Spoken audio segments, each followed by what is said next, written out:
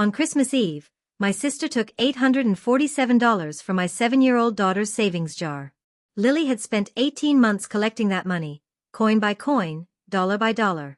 She kept it in a glass mason jar on her dresser, wrapped in construction paper hearts she had made herself.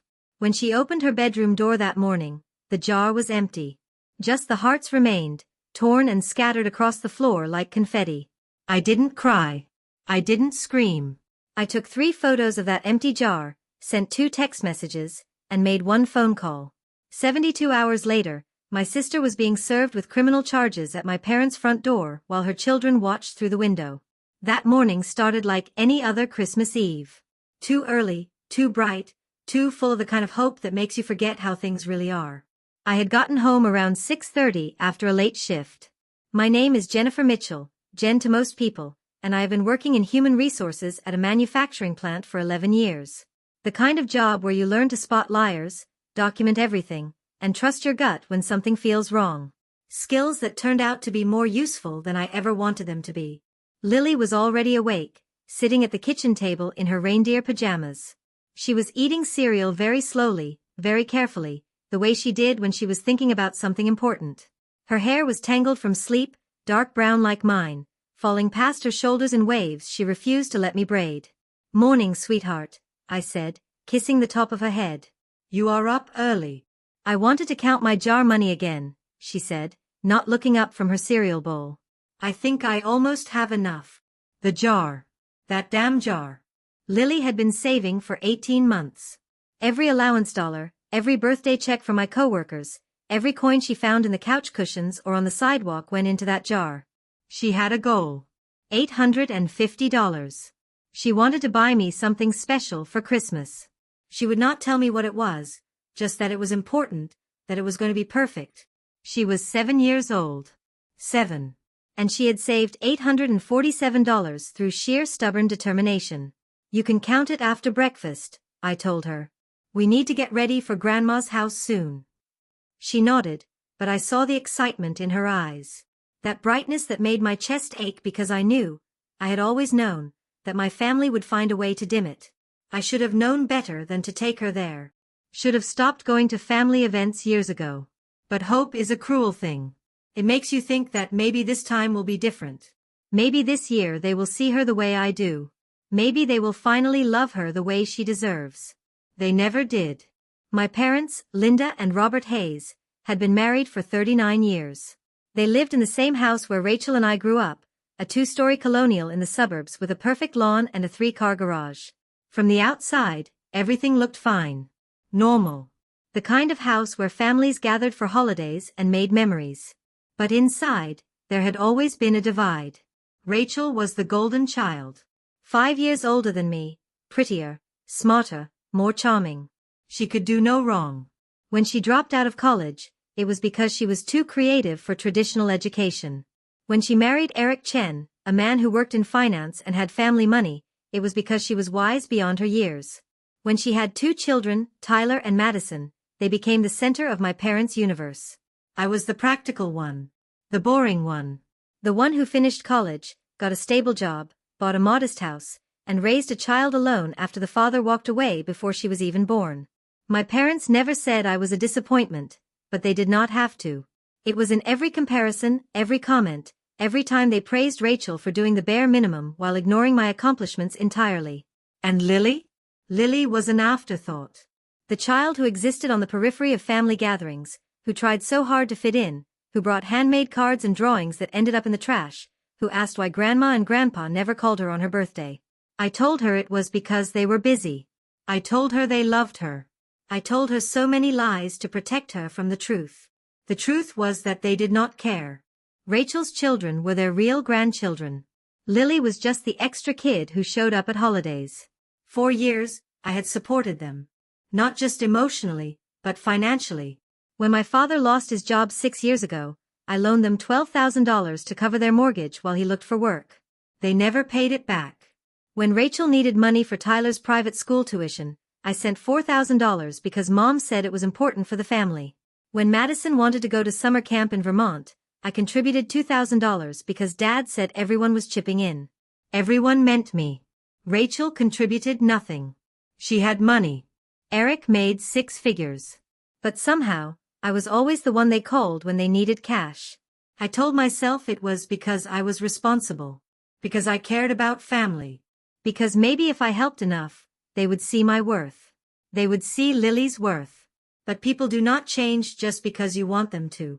They change when there are consequences. And for years, there were none. The first time I noticed something was wrong, Lily was 3. It was Christmas morning, and we were at my parents' house. Tyler and Madison had stacks of presents under the tree, wrapped in expensive paper with elaborate bows. Lily had 2. A coloring book and a pack of crayons from the dollar store. We did not know what to get her, Mom had said, voice light and casual, like it was no big deal. She is so easy to please. Rachel sat on the couch, sipping coffee, watching her children tear through gifts. She did not say anything. Did not acknowledge the imbalance. Just smiled like everything was exactly as it should be. When Lily was 5, my parents threw a massive birthday party for Madison. Rented a pavilion at the park, hired a face painter and a balloon artist, invited 40 kids from school. It cost at least $2,000. I knew because Mom mentioned it 3 times, making sure I understood how much effort they put in. 2 months later, it was Lily's birthday. They sent a card with $20 inside. No visit. No call. Just a generic card with a printed message and their signatures at the bottom. Lily taped it to her bedroom wall like it was treasure. When Lily was 6, Rachel invited the whole family to Tyler's soccer game. She posted about it on social media, tagged everyone, made a big deal about how important it was to support him. My parents went. They wore matching shirts Rachel had made with Tyler's number on them. They cheered and took photos and posted them online with captions about being proud grandparents. That same month, Lily had a dance recital. Her first one. She had been practicing for weeks, memorizing every step, picking out her costume, asking me every day if Grandma and Grandpa were coming. I called them. I texted. I sent the date and time. I reminded them twice. They did not show. They said they forgot. They said they were busy. They said they would make it to the next one. They never did. Those were the small things. The accumulation of neglect that built up over years until it became normal. Until Lily stopped asking why they did not love her and started asking what she could do to make them love her. That was worse. She tried everything. Drew pictures for them with careful, shaky handwriting that said I love you Grandma and Grandpa. Baked cookies with me and insisted we deliver them in person. Bought them small gifts with her allowance money, things she thought they would like. A keychain for Grandpa because he liked cars. A candle for Grandma because it smelled like vanilla. They smiled and said thank you, and then the gifts disappeared. I found the keychain in their junk drawer 6 months later. The candle was still in the box, regifted to someone else the following Christmas. But Lily kept trying. Because that is what children do. They break themselves into pieces trying to earn love that should be given freely. By the time she was 7, she had learned to be quiet at family gatherings. She sat in corners, played with her dolls alone, did not ask for attention. She watched Madison and Tyler get hugged and praised and included in conversations, and she learned to make herself small. I saw it happening, and I hated it, but I did not know how to stop it. Every time I confronted my parents, they denied it. Every time I asked Rachel to include Lily, she said I was being dramatic. Every time I suggested we skip a holiday, Lily begged me not to because she wanted to see her cousins. So I kept going. Kept hoping. Kept telling myself that one day they would wake up and realize what they were doing. Christmas Eve was supposed to be different. We were going to my parents' house for dinner, nothing fancy, just family. Rachel and her kids would be there. Eric too. Maybe 8 or 9 people total. Low-key, Mom had said. Just a nice meal together. Lily was excited. She had been working on a craft project for weeks, making ornaments for everyone. Little painted wooden stars with their names glued on in glitter. She wrapped them in tissue paper and put them in a gift bag with candy canes tied to the handles. Do you think they will like them? She had asked me the night before, holding up the bag. They will love them, I had told her, knowing it was probably a lie but unable to say anything else. That morning, after breakfast, she went upstairs to her room. I heard her footsteps, light and quick, the sound of her door opening. Then silence. Then a sound I will never forget. A small, broken gasp. Not a cry. Not a scream. Just a tiny intake of breath that carried so much pain it made my chest tighten. I ran upstairs. Her door was open. She was standing in the middle of her room, staring at her dresser. The mason jar was there, the one with the construction paper hearts taped around it. The hearts she had made, each one a different color, each one with a word written in marker. Love. Hope. Family. Dream. The jar was empty. Completely, impossibly empty. Lily turned to look at me. Her face was pale. Her eyes were wide, glassy, like she could not process what she was seeing. Mommy, she whispered. It's gone. I walked over to the dresser, picked up the jar. It was light. Too light. I unscrewed the lid, looked inside. Nothing. Not a single coin. Not a single bill. Where did it go? Lily asked, voice trembling. I counted it yesterday. $847. I was so close. Where did it go? I looked around the room. The hearts were torn, some of them lying on the floor, some still clinging to the jar by a strip of tape. The window was closed. The door had been locked when I left for work the night before because I always locked it when I worked late shifts. Someone had been in this room. Someone had taken the money. Someone had ripped those hearts apart. And I knew exactly who it was.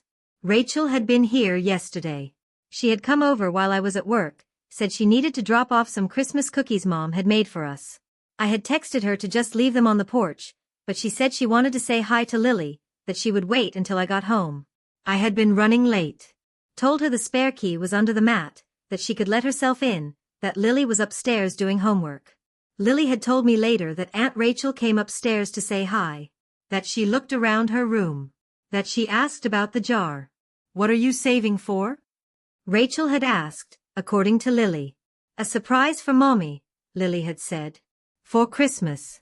Something really special. Rachel had smiled. That is sweet, honey. How much do you have? $847, Lily had said, proud, excited. I counted it yesterday. I am almost there. Rachel had nodded. Good for you. That is a lot of money for a little girl. And then she left. I stood there in Lily's room, holding the empty jar, feeling something cold and sharp settle in my chest. Not anger yet. Just certainty. Rachel had stolen from a 7-year-old child. My sister. My own flesh and blood. Had walked into my daughter's room and taken 18 months of savings. Had ripped apart those carefully made hearts and left them on the floor like garbage. Lily was crying now. Quiet, shaking sobs that made her whole body tremble. She sank down onto her bed, hugging her knees to her chest. I wanted to buy you something special, she choked out. I wanted to make you happy. I worked so hard, Mommy. I saved every penny. Why would someone take it? Why? I sat down next to her, pulled her into my arms. She buried her face in my shoulder, and I felt her tears soaking through my shirt. I do not know, baby, I said softly, even though I did know. But we are going to figure this out. Can we still go to Grandma's house? She asked, voice muffled. I made the ornaments. I do not want to waste them. Something in me cracked. This child. This beautiful, kind, hopeful child who had just been robbed was still thinking about giving gifts to the people who had never given her anything. Of course we can, I said, stroking her hair. But first, I need you to stay right here. Can you do that for me? She nodded, pulling away. Her face was blotchy and red, her eyes swollen. She looked so small. So breakable. I went downstairs, grabbed my phone. Opened the camera app. Went back upstairs and took 3 photos. The empty jar. The torn hearts on the floor. Lily's face, still wet with tears. Then I sent 2 text messages. The first was to my mother. We will be there at 5 for dinner. See you soon. The second was to Rachel. How could you? She responded immediately. What are you talking about? I did not answer. Instead, I made 1 phone call. The non-emergency police line. Professional. I gave them my address, explained the situation. Theft. $847. Stolen from a child. I had evidence. Witness testimony. A suspect. The officer on the line asked if I wanted to file a report. I said yes. He said someone would call me back within 24 hours to set up an appointment. I thanked him and hung up. Then I got Lily cleaned up, helped her pick out a red Christmas dress, braided her hair, and drove us to my parents' house like nothing was wrong. The house was decorated the way it always was. Lights strung along the roofline, a wreath on the door, a massive tree visible through the front window. I could hear laughter inside before I even knocked. Mom opened the door, smiling wide. Jen. Lily. Come in, come in. Rachel and the kids are already here. Lily clutched the gift bag with the ornaments, her fingers white from gripping the handles. I put a hand on her shoulder, gave it a gentle squeeze. We are happy to be here, I said, voice steady. Inside, the living room was warm and bright. Rachel was on the couch, Tyler and Madison on either side of her. They were wearing matching Christmas sweaters, the expensive kind with embroidered designs. Eric was in the armchair, scrolling through his phone. Dad was in the kitchen, humming along to carols playing on the radio. Hey Jen, Rachel said, glancing up. Her smile was easy, relaxed. No guilt. No hesitation. Merry Christmas. Merry Christmas, I echoed. Lily stood in the doorway, holding the gift bag. Madison saw her first. What is that? She asked, pointing. Ornaments, Lily said quietly. I made them for everyone. That is sweet, Mom said, taking the bag. We will put them on the tree later. She set the bag on the side table and did not look at it again. Dinner was the same as every year. Mom had made ham and mashed potatoes and green beans. We sat around the table, Tyler and Madison chattering about what they wanted for Christmas, Rachel laughing at their stories, Dad telling jokes that no one thought were funny but everyone pretended to enjoy. Lily sat next to me, barely touching her food.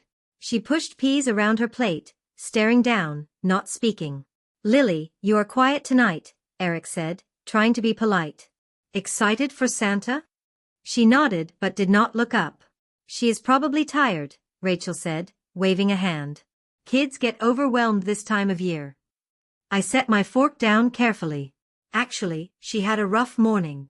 Rachel looked at me, eyebrows raised. Oh. What happened? Someone broke into our house and stole $847 from her savings jar. The table went silent. Tyler and Madison stopped talking. Dad looked up from his plate. Mom's smile froze. Rachel blinked. What? Someone broke in.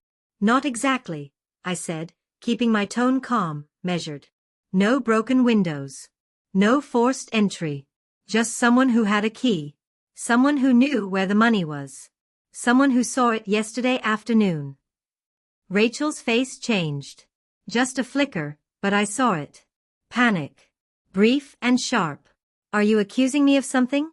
She asked, voice rising. I am stating facts, I said. You were at my house yesterday. You went upstairs to see Lily. You saw the jar. You asked how much money was in it. And this morning, it was empty. That does not mean I took it, Rachel snapped. Maybe Lily moved it. Maybe she spent it. Lily looked up, tears welling in her eyes. I did not move it. I did not spend it. I was saving it for Mommy. Well, maybe you miscounted, Rachel said, voice sharp now. Kids do that all the time.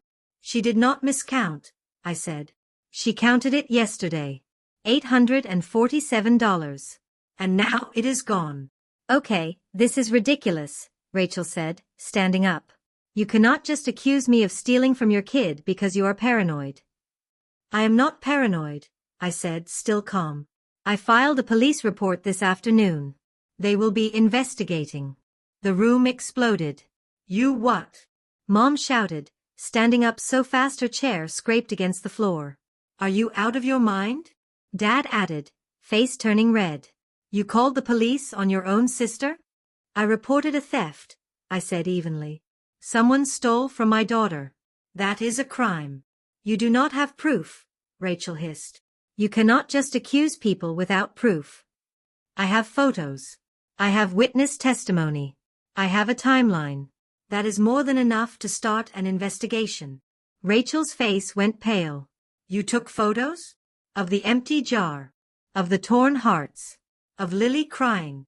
Mom looked at me like I had grown a second head. Jennifer, you are being unreasonable. Even if Rachel did take the money, which I seriously doubt, you do not call the police on family. You handle it privately. I have been handling things privately for 7 years, I said, standing up. I have handled the way you ignore Lily. I have handled the way you favor Rachel's kids.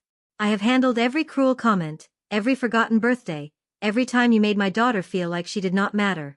And now someone stole from her. Stole money she worked 18 months to save.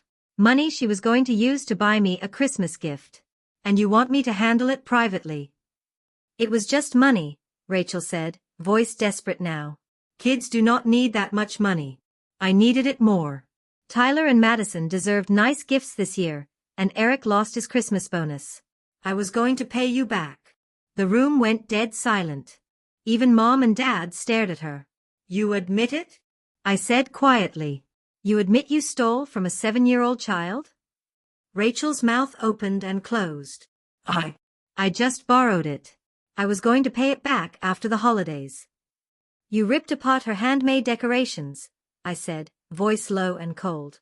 You left them on the floor like trash. You made her cry. You stole her hope. She can save more money, Rachel said, voice rising, defensive. It is not that big of a deal. You are overreacting. Tyler and Madison deserve nice gifts more than Lily deserves what she worked for? I asked. Is that what you are saying? Yes. Rachel shouted, then seemed to realize what she said. I mean, no. I mean, they have been good this year. They deserved. And Lily has not been good? I cut her off. Lily, who spent 18 months saving every penny. Who made you ornaments by hand. Who tried for years to get you to love her. She is not my responsibility, Rachel snapped. My kids are my priority. That is how it works. I looked at my parents. They were standing there, silent now, not defending Rachel but not defending Lily either. Just watching. Waiting to see what I would do. You knew, I said to them. You knew she took it, did you not? Mom looked away. Rachel mentioned she needed some extra cash. I told her to ask you, but you told her where the spare key was, I finished. You helped her steal from my daughter. We did not know it was Lily's money, Dad said, but his voice was weak. Unconvincing. Yes, you did, I said. Because Lily told you about it. At Thanksgiving. She told you she was saving for something special. She told you she was almost at her goal. And when Rachel came to you needing money, you thought, why not take it from the kid who does not matter? That is not fair, Mom said, tears in her eyes now. We love Lily. We have always loved her. No, I said, shaking my head. You have tolerated her. There is a difference. I took Lily's hand. She was crying again, quiet and shaking. We are leaving, I said. Do not call me. Do not text me. Do not come to my house. The police will contact you when they are ready to move forward. Jennifer, please, Mom said, reaching for me. Let's talk about this. We can figure something out. Rachel will pay you back. We will all chip in. Just do not do this. Do not tear the family apart. I am not tearing anything apart, I said, pulling away. You already did that. I am just making sure there are consequences this time. Rachel stepped forward, face red and furious. You are going to regret this. You are going to regret calling the cops on your own sister. This will follow you. People will know what you did. Good, I said. Let them know. Let them know that you stole from a child. Let them know that Mom and Dad helped you. Let them know exactly what kind of people you are. I walked out, Lily's hand in mine. Behind me, I heard shouting. Rachel screaming. Mom crying. Dad trying to calm everyone down. I did not look back. In the car, Lily was silent. She stared out the window, tears streaming down her face, breath hitching every few seconds. I am sorry, baby, I said softly. I am so sorry this happened. Are we ever going back? She asked, voice small. No, I said. We are not. Good, she whispered. I do not want to. We drove home in silence. I carried her inside, tucked her into bed even though it was only 7 at night. She fell asleep almost immediately, exhausted from crying. I went downstairs, sat on the couch, and waited. My phone started buzzing. Rachel. Mom. Dad. Eric. Rachel again. Text messages flooded in. How could you? You are tearing this family apart. Rachel made a mistake, but she is still your sister. Lily will be fine. Kids are resilient. You are being dramatic. Please, just drop the charges.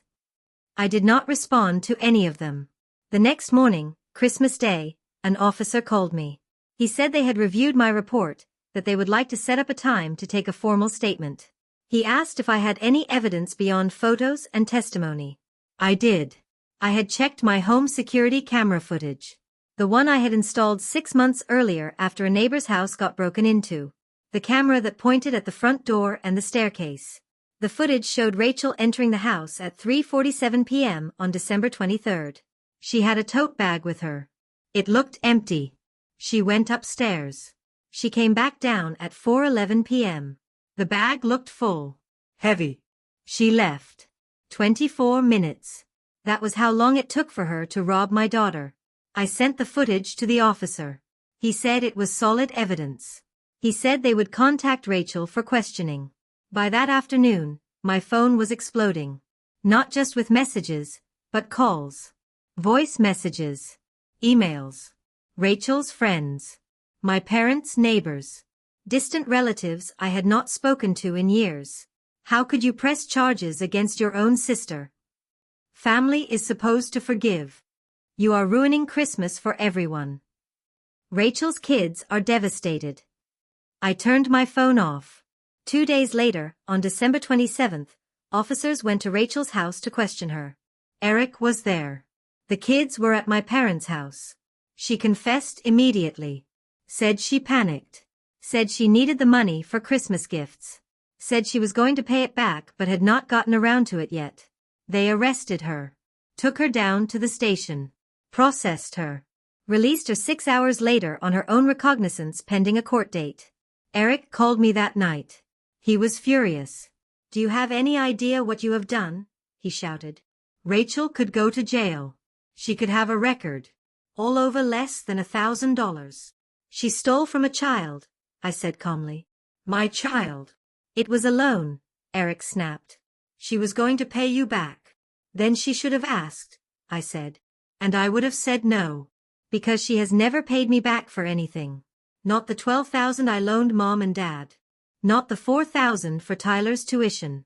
Not the $2,000 for Madison's camp. Rachel takes and never gives anything back. And now she took from Lily. The one person in this family who had nothing to take. You are heartless, Eric said. You are vindictive and cruel and you do not care who you hurt. I care about my daughter, I said. That is who I care about. And if protecting her makes me heartless, then so be it. He hung up. The next day, Rachel showed up at my door. She looked terrible. Her hair was unwashed, her eyes red and swollen. She was wearing sweatpants and a wrinkled t-shirt. Please, she said, voice cracking. Please drop the charges. I will pay you back. I will give you everything.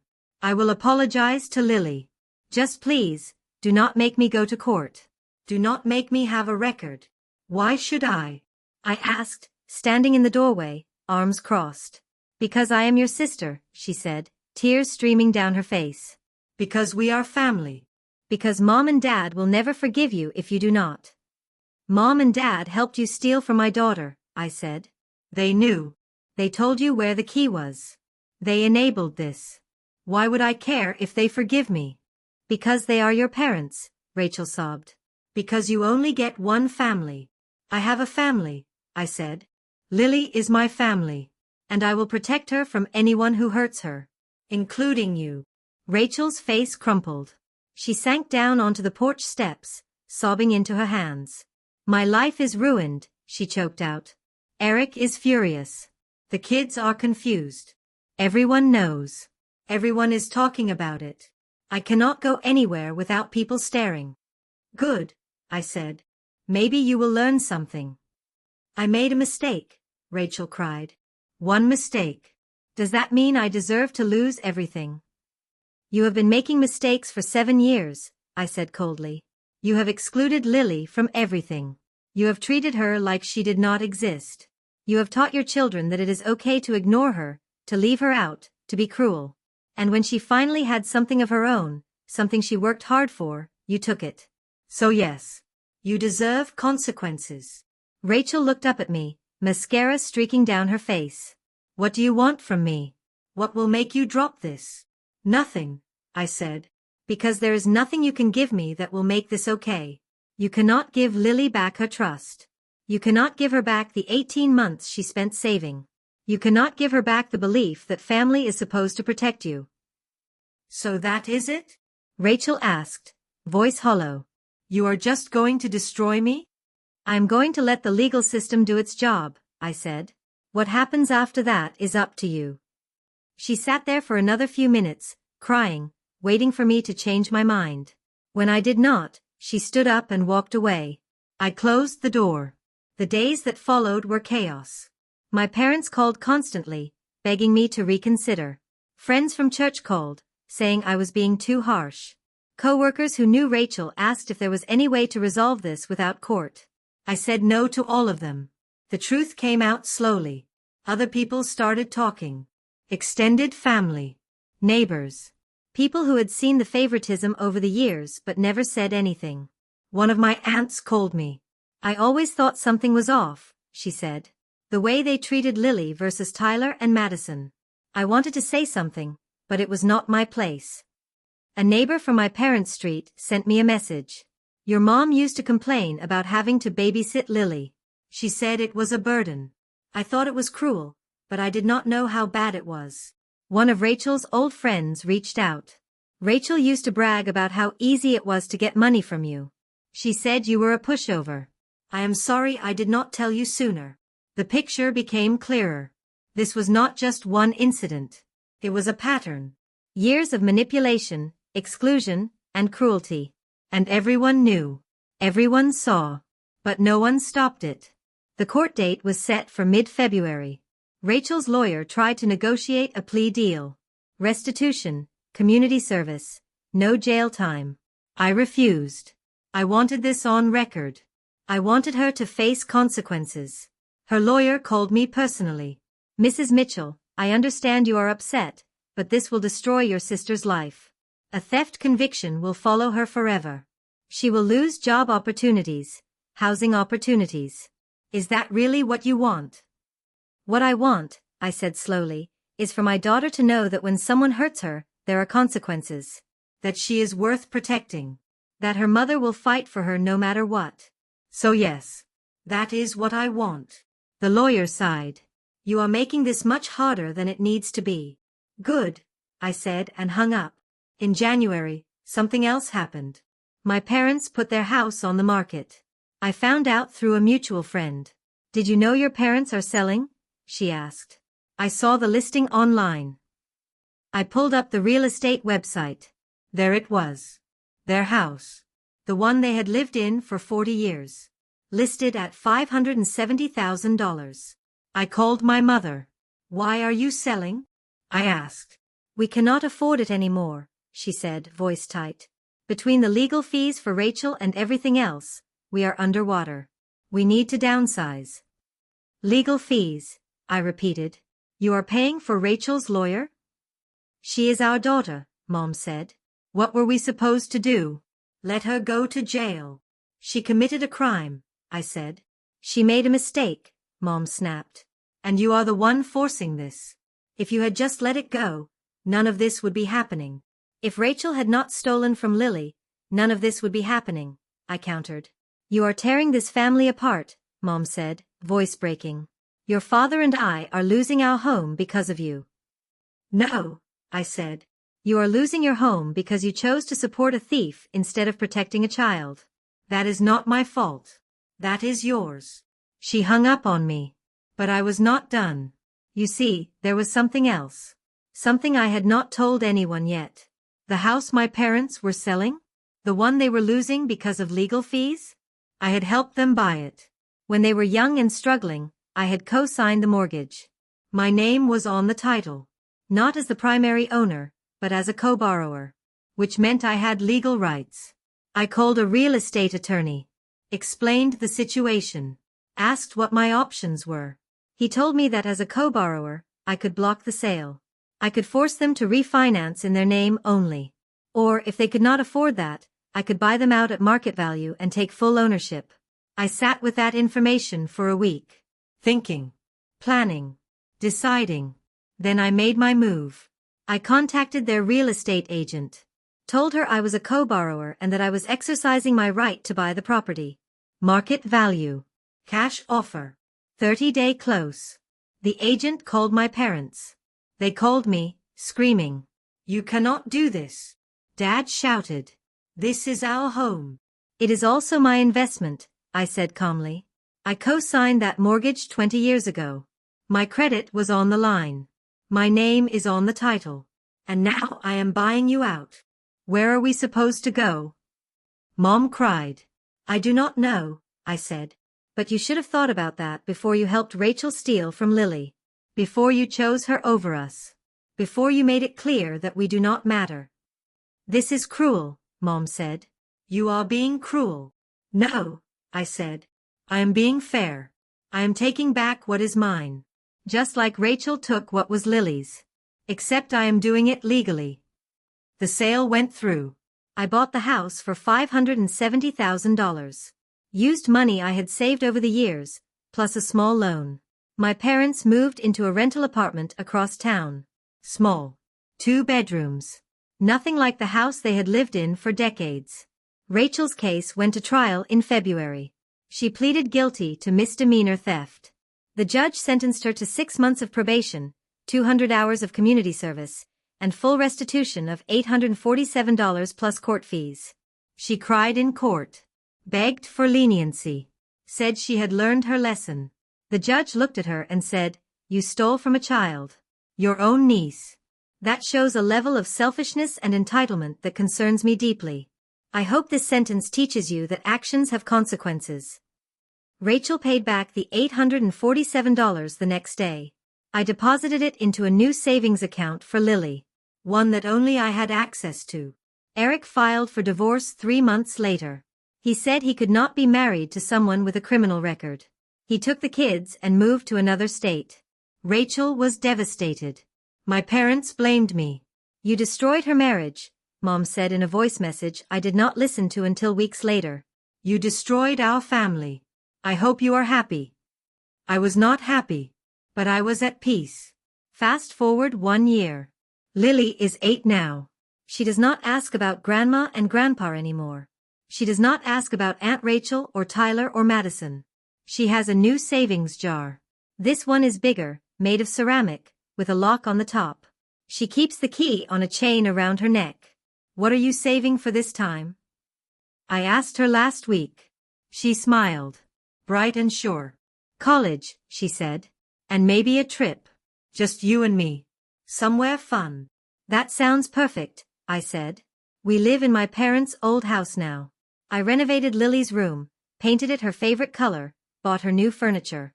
She has a big window that looks out onto the backyard, and she put a bird feeder outside so she can watch the cardinals in the morning. The house feels different now. Lighter. Like the ghosts of old cruelty have been exorcised. Rachel still tries to contact me sometimes. Emails, mostly. Apologies that feel hollow. Requests to see Lily. Promises that she has changed. I do not respond. My parents sent a card on Lily's 8th birthday. No money. Just a generic card with their signatures. She threw it away without opening it. "I do not need them," she said, shrugging. "I have you, and that is enough." People ask me sometimes if I regret it.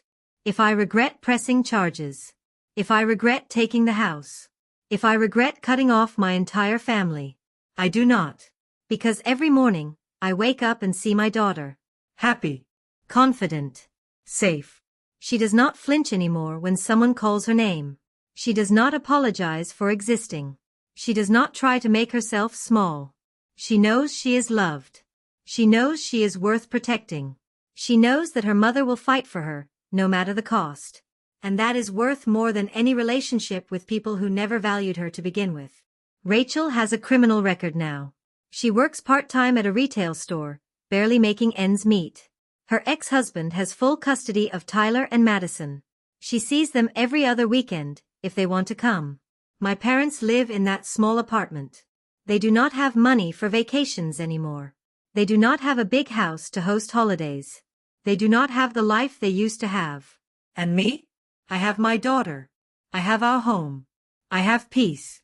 I learned something through all of this. Family is not defined by blood. It is defined by who shows up, who protects you, who values you. And the people who were supposed to be my family never did any of those things. So I built a new family, just Lily and me. And it is more than enough. So what do you think? Did I go too far, or just far enough? Let me know in the comments below. And if you want more stories about mothers who chose their children over toxic families, do not forget to subscribe and hit that bell icon. I've got 2 more stories queued up for you, both about the moment we realize protecting our kids means walking away from the people who were supposed to love them. Click on whichever one calls to you. Until next time, remember, family is about who shows up, not who shows up in your DNA.